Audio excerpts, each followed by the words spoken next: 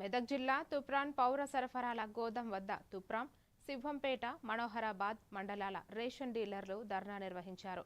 Ration బియ్యం బస్తాలో తూకం లోపాలు ఉండటంతో తమకు ఆర్థిక నష్టం జరిగిందని వారు ఆవేదన వ్యక్తం చేశారు. ప్రతి బస్తాలో కిలోల మేర తగ్గుతుండటంతో లబ్ధిదారులకు పూర్తిస్థాయి బియ్యం పంపిణీ చేయడం ఇబ్బందిగా మారిందని తెలిపారు. సమస్యను వెంటనే పరిష్కరించి బాధ్యులపై చర్యలు తీసుకోవాలని డీలర్లు డిమాండ్ చేశారు. ఈరోజు తూప్రాన్ ఎమ్మెల్యేస్ పాయింట్కి 3 మండలాల డీలర్లు రావడం జరిగింది. మనోహరాబాద్, శివంపేట్, తూప్రాన్. మాకు గత కొన్నేళ్ల నుంచి షార్టేజ్ రావడం జరుగుతుంది. ప్రతిసారి మేము అడగడం అధికారులు ఏదో మమ్మల్ని నామమాత్రం చెప్పి అప్పటికి సముదాయం చేసి పంపించడం జరుగుతుంది. అటు గోదాం నుంచి వచ్చే బియ్యం తక్కువ వస్తున్నాయి.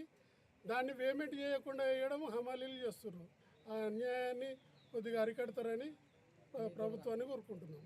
ఈరోజు తూప్రాన్ మన సివిల్ సప్లై గోదాంకు 3 మండలాలు మన మనోహరాబాదు, తూప్రాన్, షేంపేట్ 3 మండలాల డీలర్లు ఇక్కడ వచ్చేసి మా డీలర్ల సమస్యలపై నిరసన తెలియజేయడం జరుగుతుంది.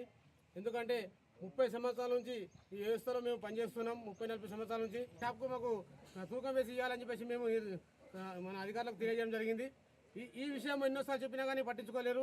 మరి పై అధికారులు కూడా దీని మీద ఎక్కువ చొరవ తీసుకొని ప్రతి డీలరు ఈ గోదాంలోనే కాంట పెట్టుకునే ప్రయత్నం చేయాలి. అధికారులకు ఎవరైతే ఇన్ఛార్జ్ ఉన్నారో వాళ్ళకు ఖచ్చితంగా గట్టి ఆదేశాలు ఇవ్వాలని చెప్పి